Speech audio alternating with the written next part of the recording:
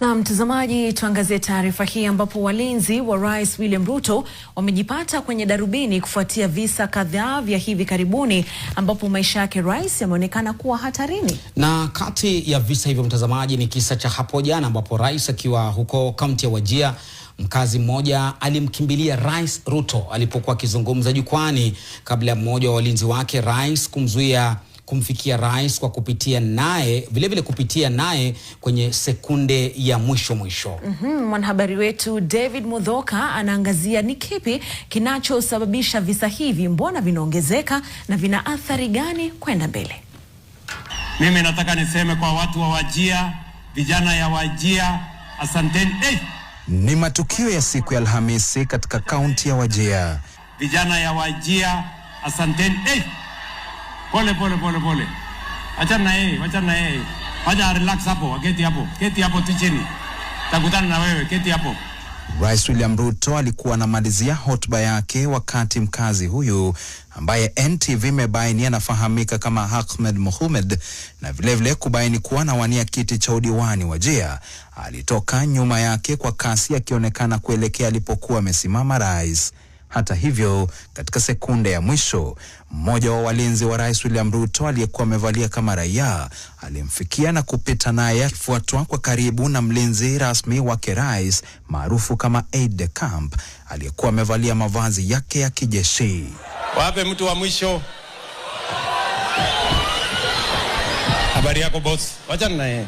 Hata hivyo, ilikuwa tofauti wiki iliyopita wakati Rais William Ruto alipokuwa jijini Mombasa. Zuri Ndio kabisa. Very good. Viatu imepotea wapi? Nimeziwacha. Huku pia akiwa anataka kuzungumza na kijana wa mwisho kuhusu masuala ya nyota ili akamilishe hotuba yake, mmoja wa vijana aliyetaka gumzo tofauti alifululiza kwa kasi hadi kando ya rais. Kwa kipindi kifupi, rais aliyekuwa akiangalia upande tofauti alionekana kugutuka kabla ya kumsalimia Jeremiah kwa ujasiri na hata kumwambia mlinzi wake aliyefika muda mfupi baadaye asimuondoe. Habari yako boss? Wacha naye. Unaitwa nani?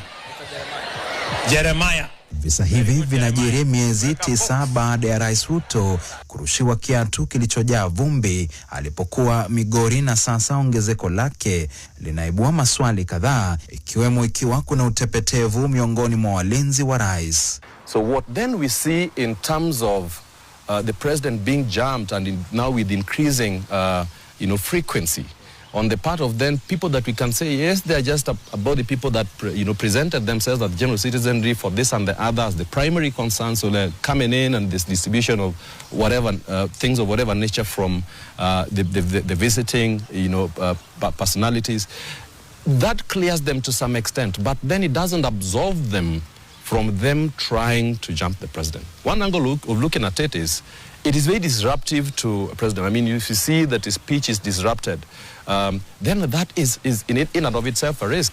And people that are sitting down and looking at this, it's happened earlier, then have got to come up with measures to prevent any other from happening, because you do not know.